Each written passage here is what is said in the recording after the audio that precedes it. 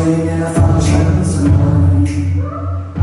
บางวันที่ไม่เจอจะไม่เจอจะมีเหงาไปหน่อยไม่จริงไม่เลยยังไม่เคยจะไปหาใคร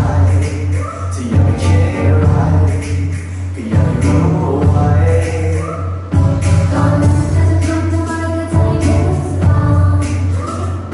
ตอนนี้เธอจะทำทำไมฉันใจหายตลอดไม่รู้ไม่ได้ไม่เคยใจฉันทำไมก็จะไม่คิดอะไรก็ฉันคิดไปไหน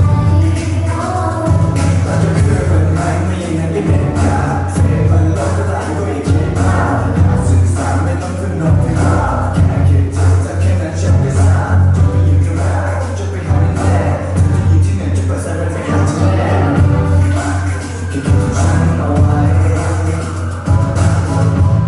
ไม่ได้อยากทำอะไรแค่รู้ว่าเธอยังรักฉันไหมไม่ได้อยากให้แต่ว่าจะไปรักกันไปเท่าไหร่ใจของวันนี้ไหมขอใครหาไว้เธออยากที่ใจเรายังกลับมาได้ไหมมีเธอมีฉันไม่ว่าเราจะอยู่ที่ไหนอยากรักกันรู้วันนี้เธอ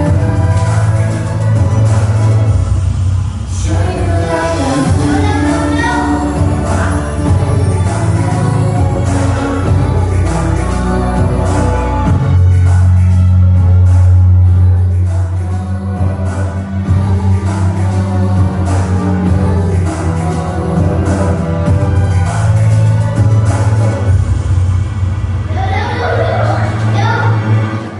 ก็เธอเป็นเธอคนเดียวที่ชอบคิดไปเอ